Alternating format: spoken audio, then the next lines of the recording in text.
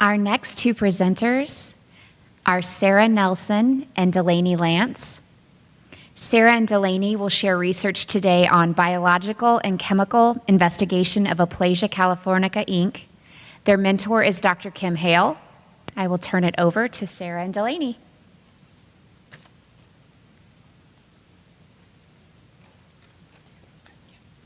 Hi, I'm Delaney Lantz. And I'm Sarah Nelson, and our mentor for our research this semester was Dr. Kimberly Hale. Today we are going to be discussing the biological and chemical investigation of Aplysia californica Inc. So pictured here is our animal of study that we focused on the past 2 semesters. The Aplysia californica is a saltwater mollusk that can be found on the coast of California as well as the Gulf of California. It is commonly referred to as the sea hare. And pictured here, you can see there are a total of 4 antennae on the head of the Aplysia. 2 are directly above the eyes and 2 are directly above the mouth. And these we will actually discuss in greater detail as we talk about our inking protocol because they are important for our inking protocol. So Dr. Hale's previous research groups and other researchers have actually found that the ink that the Aplysia californica produces has antimicrobial properties. So that is the basis of our investigation for these past 2 semesters, and we wanted to focus on the chemical properties that are actually in the ink that contribute to the antimicrobial properties of the ink, as well as the reasons for various differences in the antimicrobial properties that we have seen in our inks.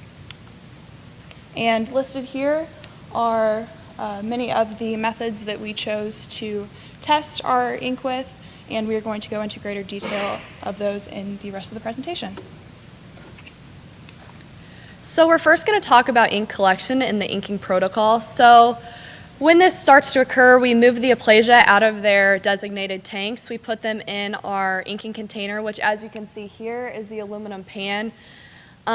So the first thing we're going to do is stimulate the antennas, and you do this by gently brushing them until their head contracts. After that, we flip the Aplysia between our hands 10 different times. If at this point in time they still have not inked, we then place them in the inking container and put 500 microliters of their instant ocean from their tanks on their bodies. This entire protocol can be performed up to 3 different times, and once it does ink, it is collected and placed in an appropriately labeled tube, and the tube will have the date that it inked and which Aplysia it inked that day.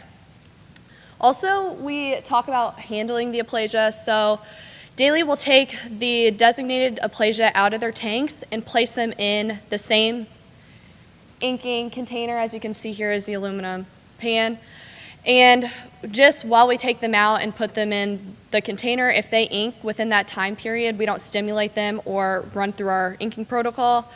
If they happen to ink, it's called spontaneous ink. So the ink is then collected and placed in an appropriate tube, except this time it's labeled with which Aplysia inked, the date, and that it is spontaneous ink.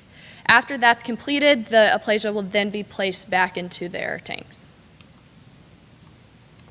So next we're going to talk about this ink centrifugation protocol. So first we place the 500 microliters of the sample of ink into the appropriate Eppendorf tubes. We place those in the centrifuge. As you can see, this is the lid. It opens up, and then in order to make it balance, the tubes go on opposite sides in order to make sure it spins properly. So we then centrifuge the ink samples at 7,000 RPMs for 30 minutes. Once that is completed, we then strain out the supernatant into a different designated, appropriately labeled tube for the supernatant, and the pellet is left in the tube that it's already in. After this, the samples are then stored in a fridge at 4 degrees Celsius. So here we're going to talk a little bit about the ink components that I kind of mentioned before.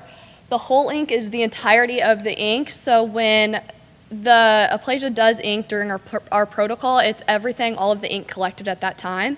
The supernatant is going to be the liquid left over after the centrifuge occurs. And then the pellet is going to be the more solid that's left after this. It's what's actually spun down in the centrifuge. So next we're going to talk about IR. What is IR? here is the machine that we use in the organic chemistry lab. So IR is the measurement of the interaction of infrared radiation with matter by absorption, emission, and reflection. It is used to study and identify chemical substances or functional groups in solid, liquid, and gas forms. Why did we use IR? So throughout our research, there was noticeable differences within the antimicrobial properties. So therefore, IR was utilized to determine if the differences in the functional groups correspond with the differences that we found within the antimicrobial properties. So when looking at IR protocol and how this takes place, the machine, as I said before, is in the organic chem lab. So we first turn on the computer that is connected to the IR machine, and then we turn on the IR machine following that. We then go and get the diamond crystal plate, which we then place on the IR machine. We next open the software of OMNIV in order to start the running on the machine. The appropriate plate is selected, and then we click to collect background with no sample added, just to make sure it is completely cleared out before we add a sample. And then after the background is collected with no sample on the plate, we do add a small sample onto the plate, which we then click collect sample, and then we search the library for comparison to other known compounds. And after this, we then print the IR, and we also print the search library results in order to compare to our other ones. And when we click collect background, we do that individually with every ink sample that we have in order to make sure that we are comparing properly. So when looking at zone of inhibition, as you can see here, we do have some antimicrobial growth. So how this starts is we first appropriately label the Mueller-Hinton agar plates with the date and the type of ink and which Aplysia the ink is coming from. We then use small non-gelled plates that also are labeled to match the Mueller-Hinton plates. We use tweezers to place a disc into the smaller plates, which we then put 40 microliters of the ink onto the disc and allow it to absorb for 15 minutes. While that is taking place and the 15 minutes has started, we are using a sterile spreader in order to spread the 3 drops of bacteria onto the Mueller-Hinton plate. After the 15 minutes is up, the disc using tweezers is removed from the smaller plate and added to the Mueller-Hinton plate, which will then sit gel side down for 10 minutes in order for it to fully set into the Mueller-Hinton plate. After those 10 minutes occur, the plates are then flipped and placed on a tray, which is then put in the incubator at 37.5 degrees Celsius. It is approximately in the incubator for 24 hours, and then they are pulled in order to observe and record data. So after we conducted these different tests on our various ink samples, when we looked at our IR data, we compared them to one another, and we actually found that there were many similarities among our ink samples, but we also noticed that there were some variations. And then when we looked at the zone of inhibition results, we compared them to one another, and we found that the protocol-collected ink actually had a significantly larger zone of inhibition when comparing to the spontaneous inks. So here in this table, we have 4 of the protocol-collected ink samples. All of them had a large zone of inhibition compared to the other samples, ranging from anywhere from 3 millimeters to 7 millimeters, with most of them being in the 6 millimeter or 5 millimeter range. And in the fall, we ran many of our ink samples through IR, and when we compared them, we actually noticed that there were many similar compounds that came up in the library search. And so of those, 4 of these that are highlighted here actually have known antimicrobial properties to them. So we thought that it would be significant for our research if we could actually obtain some of these chemicals and we could do comparative testing to our ink samples. So we were able to obtain 3 of these chemicals. We obtained glyoxyl, glutaric aldehyde, as well as 2-hydroxyhexanediol. So in the spring semester, we took these 3 chemicals and we ran IR on all 3 of them, and pictured here are the results. We used these to compare to our ink samples that we also collected in the fall. And just as we ran IR for the 3 chemicals, we also did zone of inhibition testing for the 3 chemicals.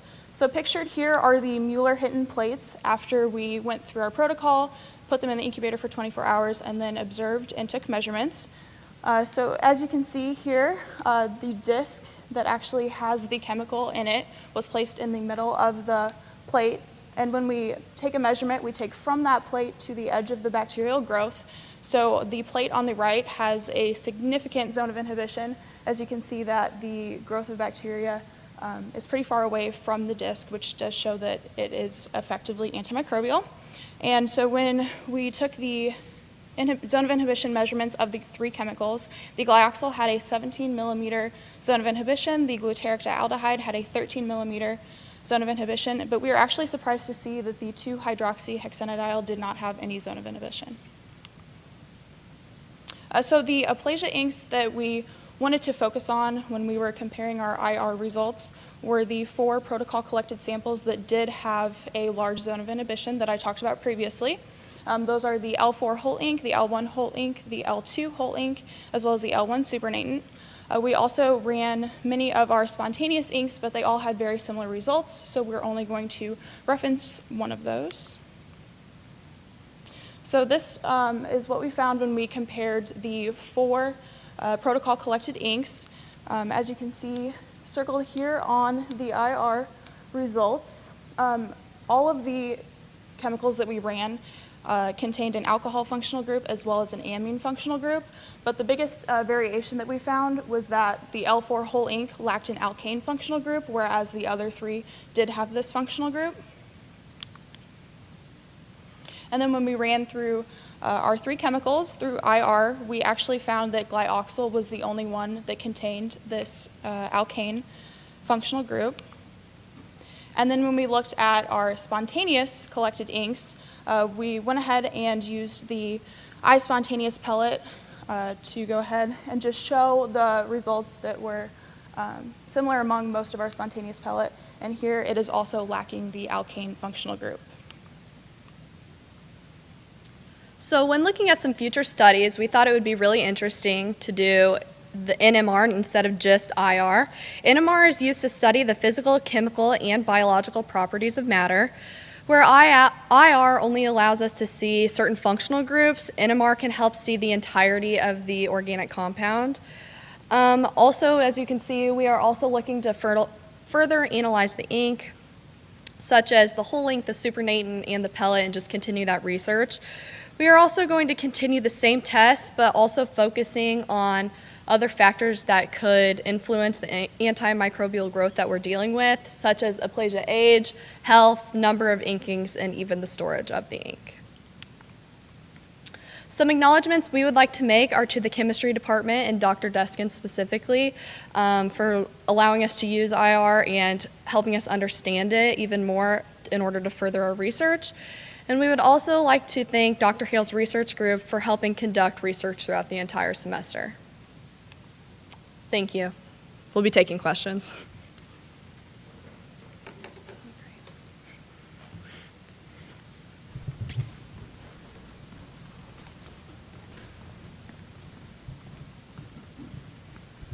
So I have a really basic 2-part question. Why does a little critter want to ink? Does he want to ink? And my second part, is this similar to annoying a skunk on the road? I mean, what is the biological purpose of the inking? I understand what you're going after with the antimicrobial issues and that sort of thing, but you're evidently forcing the little guy to do it, so some background on that would be interesting. Yeah, so the inking that occurs is actually a defense mechanism that the Aplysia has. So that's why, especially when we stimulate them during our protocol, that's just them trying to defend themselves against us.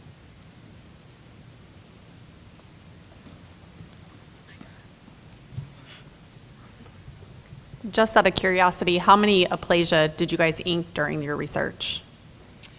So it varied between the 2 semesters. We did actually, that's another thing that could have potentially influenced some of the data. Occasionally throughout the semesters we did have a couple Aplysia die, so that the number of Aplysia that we were actually testing and inking throughout the semester greatly varied from week to week.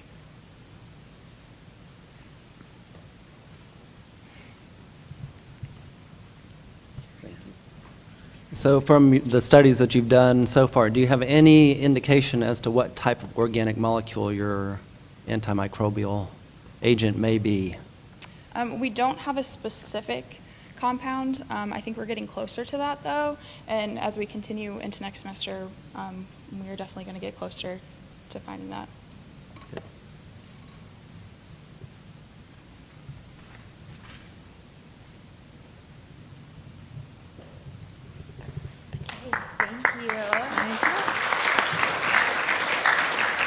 Thank you, Sarah and Delaney. We'll take a short 10-minute break, and then we will be back for a couple of business presentations. Thank you.